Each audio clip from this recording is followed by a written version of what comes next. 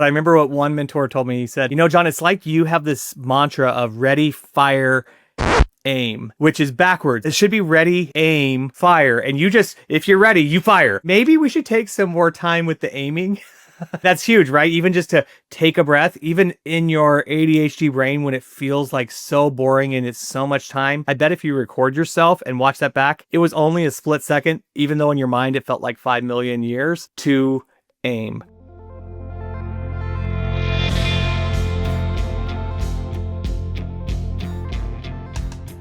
This is ADHD Aha, a podcast where people share the moment when it finally clicked that they have ADHD.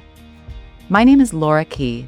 I head up our editorial team here at understood.org. And as someone who's had my own ADHD aha moment, I'll be your host.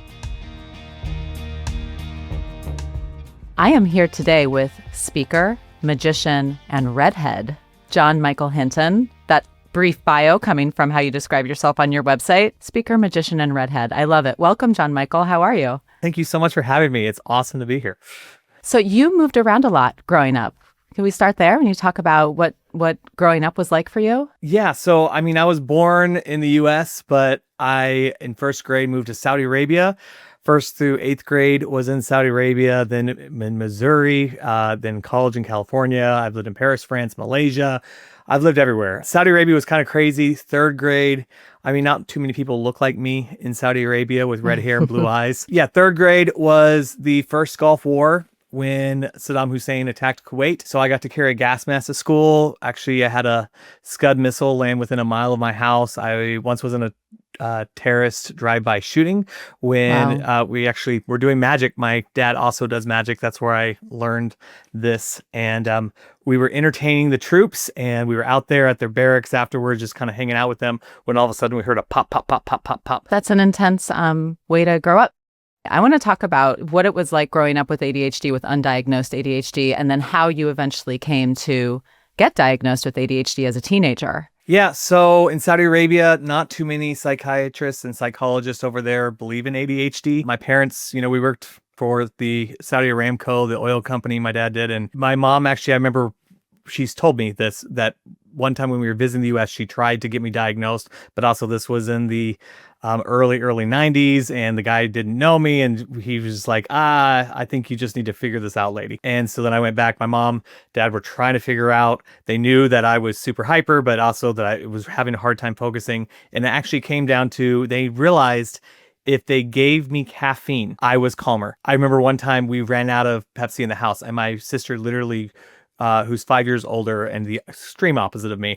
But she grabbed her allowance money and took it to my parents and said, please go buy him caffeine. I will do whatever it takes to get him on some caffeine so he can calm down. The relationship between ADHD and caffeine is so interesting. Just anecdotally, you're the third person I've talked to over the course of the last few weeks who has mentioned how, as a kid, they needed caffeine. It was kind of like their substitute stimulant. Not advocating for this, like talk to your doctor, talk to your healthcare professional, but there is something there. There is a relationship there for sure. Yeah. Okay, so you had this kind of like workaround, but I imagine that you hit a wall eventually, right? As you got older, like that wouldn't sustain you. Yeah. ADHD child cannot live on Mountain Dew alone, right?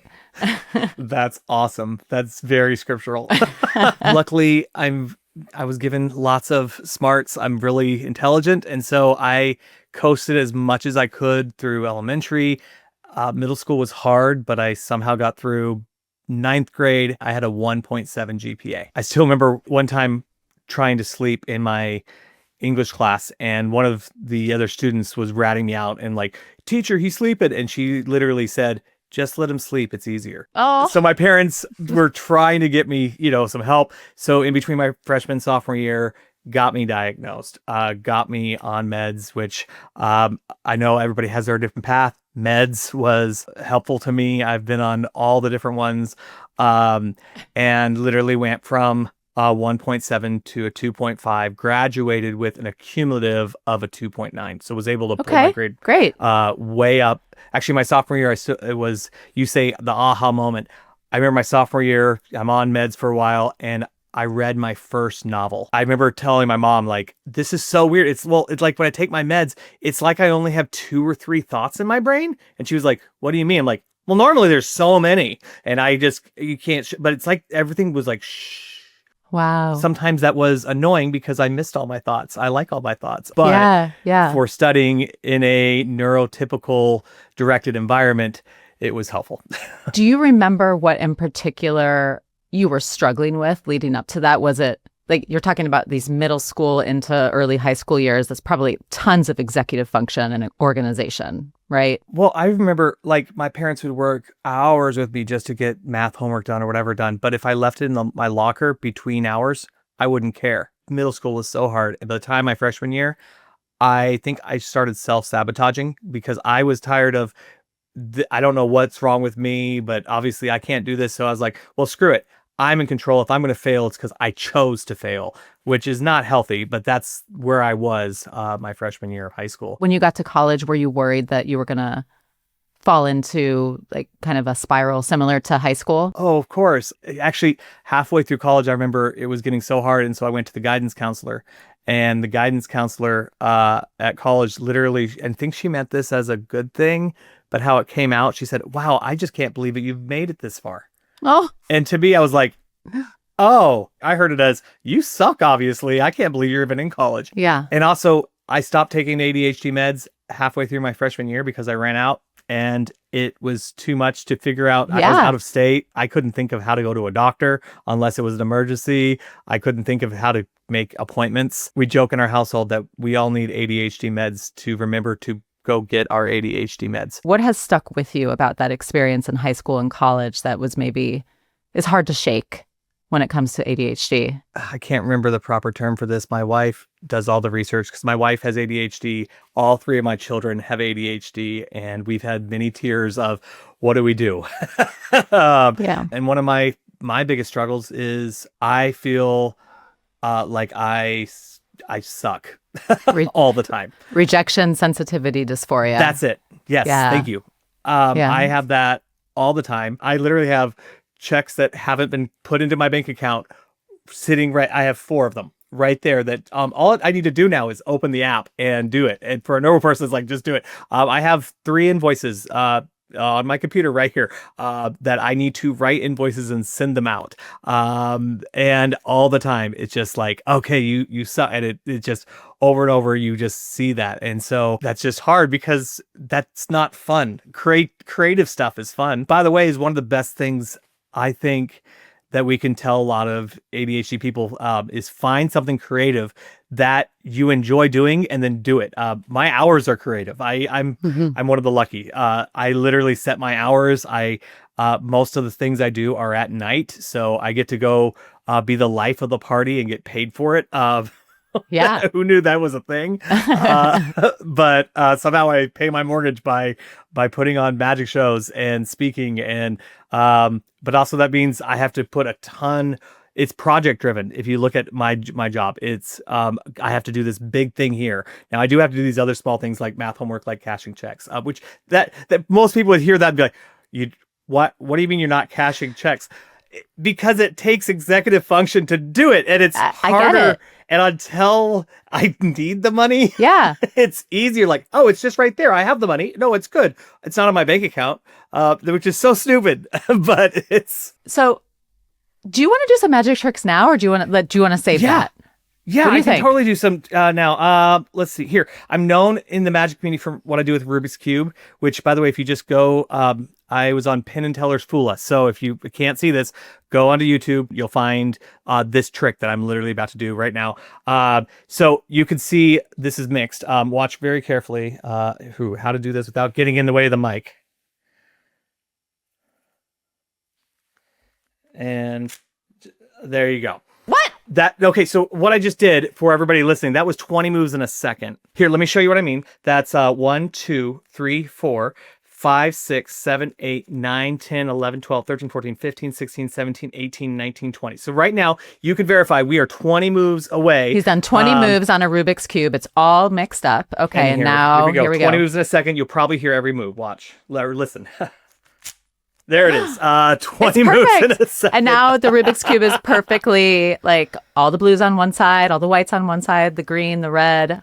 That was wild. Is that a trick, Rubik's Cube?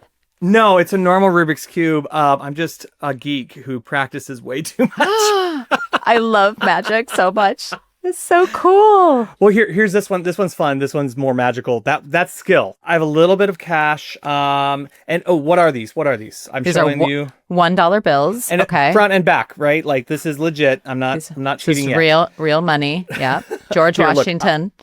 I have 1, 2, 3. How many dollars? $4. Four $1 And I'm bills. like showing this straight to the camera, so you can see Yeah. like that I'm not cheating yet. But look, Yet.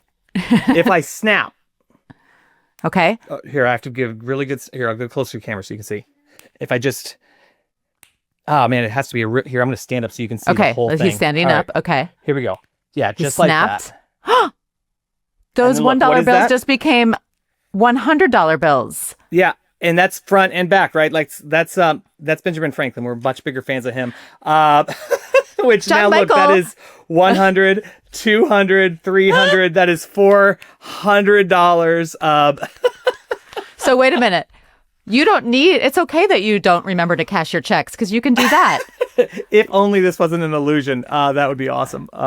Wait, that was fake? And I'm just kidding. I was going to ask you though, do you have any specific examples of your ADHD either getting in the way of a performance or enhancing it?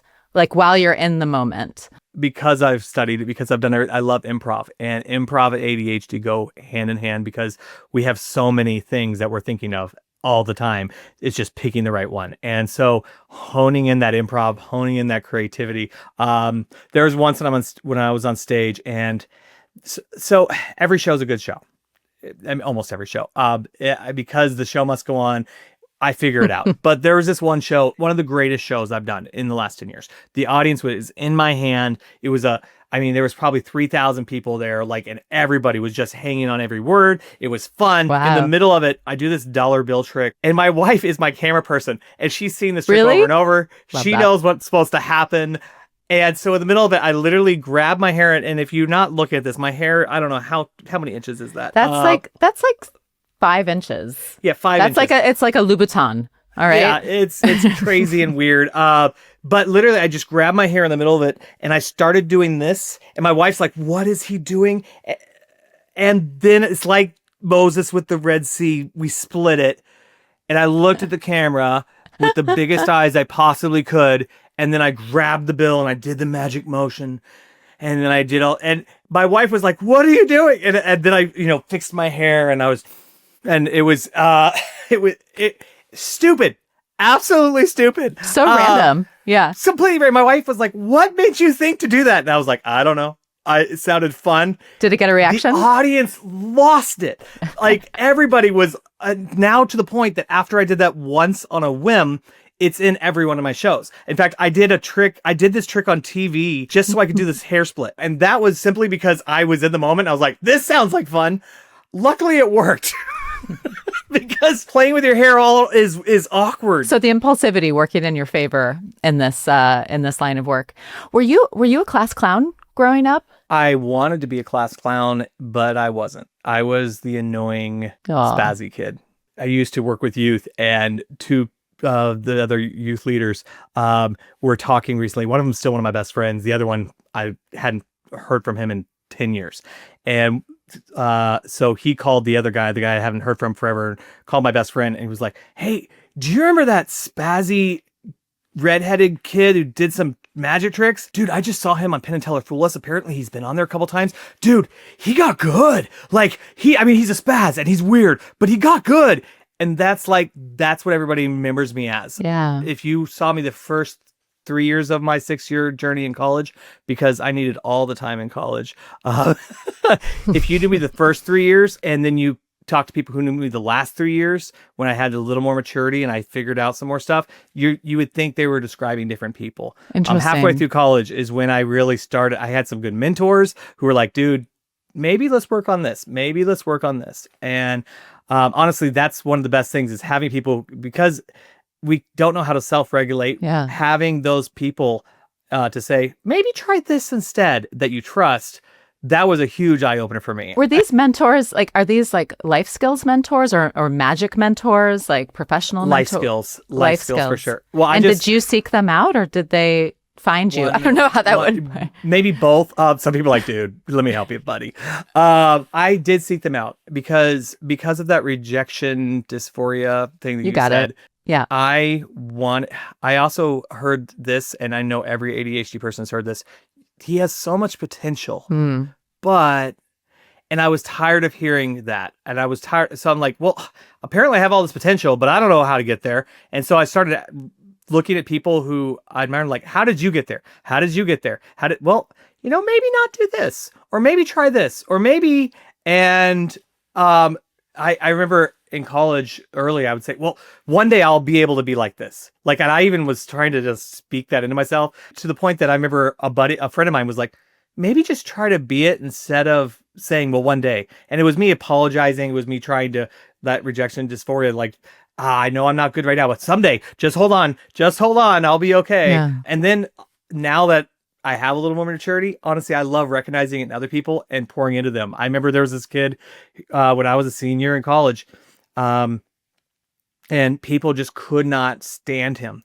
And I was like, just give him some time. Just give him some time. And I would just he annoyed the crap out of me. I didn't know what to do with him, but I recognized all of me and him and all the ADHD and not being able, and I was like, hey dude, what if we tried this? He's like, oh yeah, that's good. Yeah. Oh, and by the way, if you met him now, he's amazing. Yeah. He's incredible. Why? Because he just needed a little bit more maturity. Yeah. ADHD brains kind of take a little longer. So we're a few years behind. We're especially socially, and it takes us a little longer. That's okay. That sucks going through it. What was something that somebody told you that really was a difference maker for you? One mentor told me, he said, John, it's like you have this mantra of ready, fire, aim, which is backwards. It should be ready, aim, fire. And you just, if you're ready, you fire. And maybe we should take some more time with the aiming. And I mean, that's huge, right? Even just to take a breath, even in your ADHD brain, when it feels like so boring and it's so much time, I bet if you record yourself and watch that back, it was only a split second, even though in your mind it felt like 5 million years, to aim. And I know that's really hard, but that is something that I try to do all the time. Even if you have to have that moment where you go, okay, yeah, I'm seeing myself do it in this interview, but it's my brain's working so fast that I have to think of what the words are, which is another reason I'm so scripted when I do my magic shows, because I know exactly what I'm supposed to say. Once in a while, if I'm feeling really good, I know I can have those extra split my hair moments. But mostly, even though if you watch my magic show, it's going to feel very ADHD. It's going to feel very chaotic. It's going to feel like everything's just coming off the cuff. Well, it was created that way, but now it's scripted that way. I love that's such a great shorthand, the ready, fire, aim. Like you can, it really kind of packs a punch of wait, oh yeah, that doesn't, because when you first said it, I was like, wait, he's saying it wrong. And now I'm like, oh wait, I get it. See, I was a little behind on that one. It took me a second. Yeah, I go a little fast. Keep up. Ooh, shots fired without aiming. Let me show you the trick. This is the trick that literally in my show is designed with ADHD in mind. I feel so special right now. This is a dream come true for me. Okay, how many cards do I have? 4 cards. 4. What color? They're blue. Blue. And let me show you the other side. It's important what the 4 cards are. And what are the 4 cards? There are 4 jokers. 4 jokers. True story. The other day, because in my show, I use a camera because I do close-up magic for the stage. So I use a camera that's projected onto a big screen or a big LED wall or whatever. And I was doing this trick, and I took one of the jokers, apart from the rest of the cards. So I'm holding the one of the jokers. You can see the joker away from the rest of the cards. And I took it near the top of the screen, kind of like I'm taking it near the top of the screen here. And this 12-year-old boy yelled out. He said, "Hey!" Was his voice cracking? Was he going through puberty? Apparently. He said, "Hey!" He said, "Somebody above him switched it." It's just me here in the office. But I did switch it. Was that too fast? How do I switch it? Now that's a red card, right? So yeah, I have 3 blue, but 1 red. But if I just snap, I can make all of them turn into red. You know what? If you're going to switch the backs, why don't you switch the fronts? So instead of jokers, we can use aces, right? Not just one ace, but let's make all 4 of them aces. Oh my gosh. If you were playing Pinochle right now, as I like to do because I'm an old lady, that would be a great hand. Yeah. So Aces in around. this trick, when I'm doing it, I say, was that too fast 3 times? Saying it kind of as a joke, but what I'm saying is, was that too fast? Was that too fast? The next trick, I say it 1 time. The next trick, I say, I'm sorry, I had ADHD and it's fun. Try to keep up. And then I'm like, I'll try to go slower. And then I literally say, nope, I guess I can't go slower. I'm sorry, you're just going to have to keep up. And literally that's designed for 2 reasons. One, it kind of says who my character is in my show. Hey, I have ADHD. This is fun. This is chaotic. This is crazy. But also it's saying we're not in a neurotypical environment. And if you're neurotypical, I'm sorry, you're going to have to come up to where I am. Yeah. It's not trying to be mean or whatever, but it's literally saying it again. I play in your world. Let me play in mine. You know what I like about what you just said? You said you have to come up to where I am, not down to where I am. And I think that so many kids with ADHD are probably feeling like, oh, I'm a step down, right? I'm getting like, I'm having trouble keeping up in school, da, da, da. And you're like, no, you're the one who's not keeping up. Come up here with me. I love it. Ooh, I love it. I don't know if you did that intentionally, but No, I didn't. It's maybe even up is the wrong thing. Just come to my world. I like the up though. I think it sends a message. It is up in so many ways, right? Like I remember being told once I was diagnosed, well, these actors have ADHD. Oh, okay. This person has ADHD. Well, actually, most of the people who founded companies probably have ADHD. It's that creativity. It's awesome. And again, I love that I have a job that I get to play with creativity. Maybe it's because I believe my parents when they told me that I could be anything I wanted to, and I went for it. And who's a professional magician? Me. That's great. All right. So full family of ADHD, 3 kids, all with ADHD, wife with ADHD, but a different subtype of ADHD. What's it like in your house? Oh, it's chaotic and loud. It's crazy. This is, I think, one of the hard things for people who have matured, who have ADHD, is we get very easily annoyed with those who have not matured.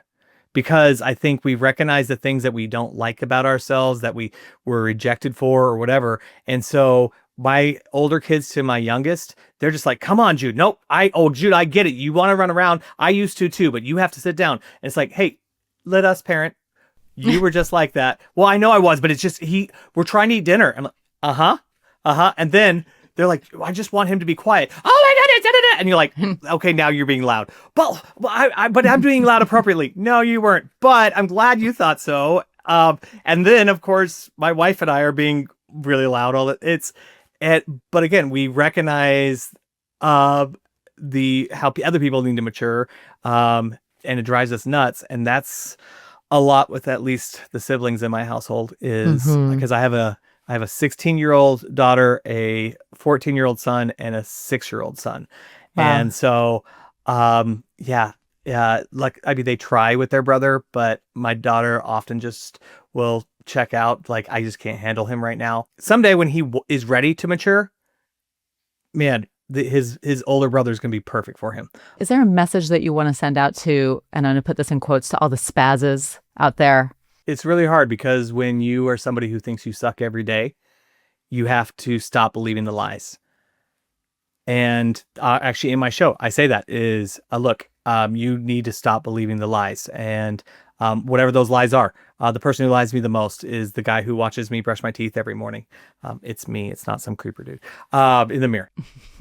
But no, he tells me all these things that all of the kids told him when he was a kid. Here, going back to 3rd grade, I talked earlier about how, I was living in a war zone, literally. But if you were to ask 3rd grade John or 4th grade or 5th grade John why he would cry and beg his mom not to make him go to school, it had nothing to do with the war. It had nothing to do with the bombs landing near his house or the drive-by shooting. It had everything to do with all the kids bullying him and calling him a spaz every single day.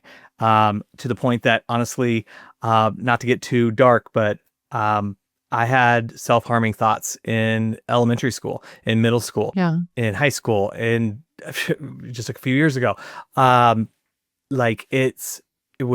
echoes so much, and finding that no, surrounding me with good people. Like, luckily my wife loves me and she's my biggest cheerleader. I'm her biggest cheerleader.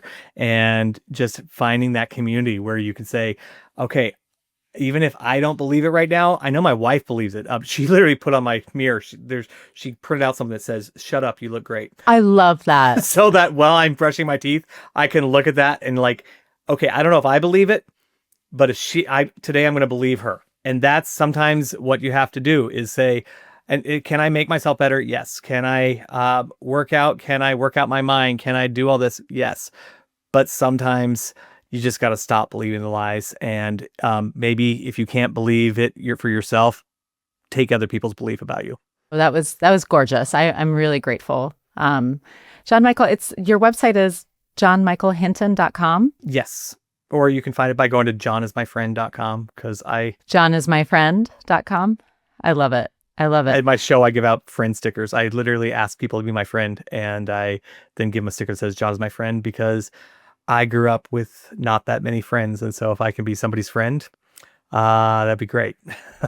I would like to consider you a friend from this point out. Yes. Do you want to do any last tricks, or you're done, which would also be fine before we head out? Yeah, I'll get one more. I'm just being selfish at this point.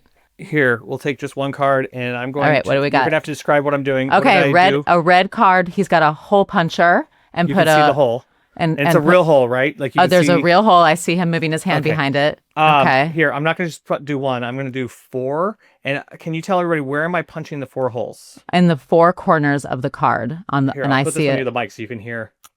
Ooh. There you go.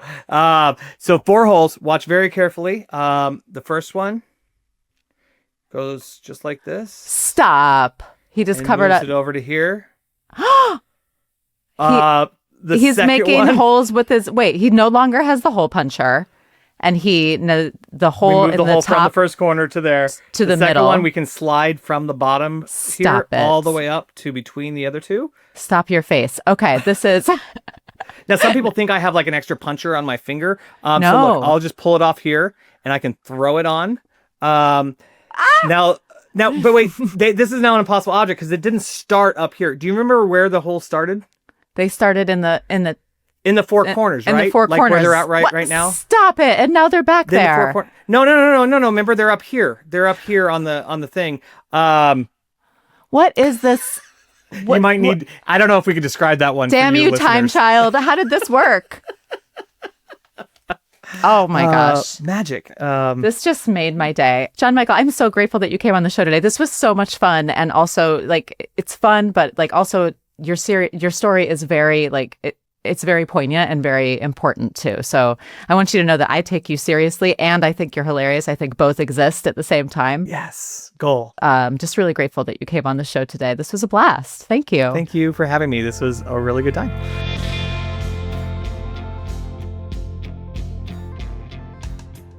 Thanks for listening today.